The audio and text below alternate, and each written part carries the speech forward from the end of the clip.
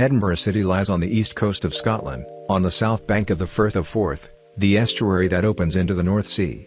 Geologically, the Firth of Forth is a fjord, carved by the Forth Glacier at the last glacial maximum. The famous Edinburgh Castle is situated on the top of a volcanic rock intrusion which was resistant to erosion by the ice sheet, and so stands above the surrounding area, a perfect defensive site.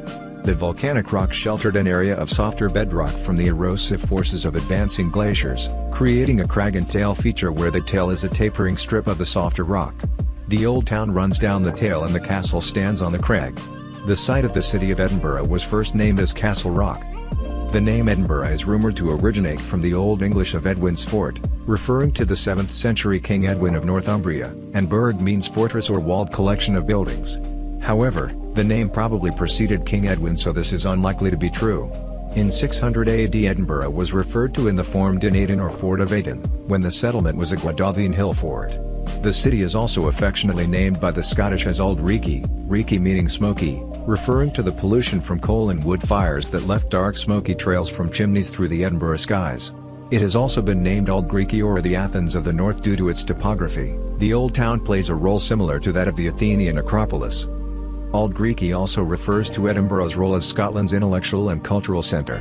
While most cities expanded and developed heavy industries during the Industrial Revolution, the expansion in the Forth region happened at Leith, leaving Edinburgh relatively untouched and confined. The history of Edinburgh has therefore survived and guaranteed Edinburgh a title as a UNESCO World Heritage Site, 1995.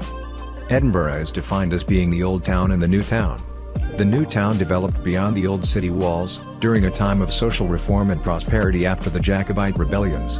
In response to problems caused by an increasingly densely populated Old Town, the city had remained, until then, confined to the volcanic rock on which it was born. Expansion north was begun. All the excess soil that was generated from the construction of the New Town was unloaded into the post-glacial Norloch, which mounted up and has become what is now known as the Mound.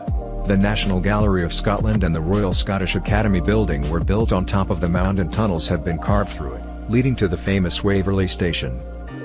The Old Town, which is located along the tail of the crag, on which the castle stands tall, is preserved in the medieval street plan. It is down the tail from the castle that the famous Royal Mile runs. Due to the tapering of the tail, space was a problem with an expanding population in the 1500s. Their immediate solution, before the expansion into the New Town, after the Jacobite rebellions, was to build high-rise residential areas. 10 and 11-story blocks were typical for these buildings, but one even reached 14 stories. The buildings were often extended below the ground too, to accommodate immigrants to the city, which is where the legends of Edinburgh's underground city have grown from. Apparently, it was the rich who resided on the upper floors of these buildings and the poor were kept to the lower sections.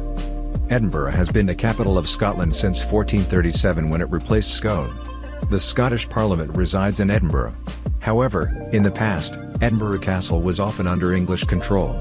Before the 10th century, Edinburgh was under the control of the Anglo-Saxons and Danelaw. Because of this previous Anglo-Saxon ruling, Edinburgh was often, along with the border counties of Scotland, involved in the disputes between the English and the Scottish.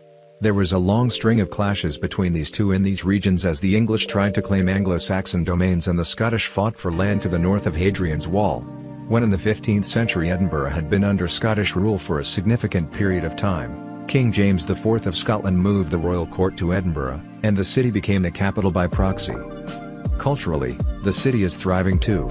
The worldwide famous Edinburgh Festival, a series of arts festivals held in the city in August, draws thousands of visitors to the city annually and has thousands more who wish to go but haven't yet made it.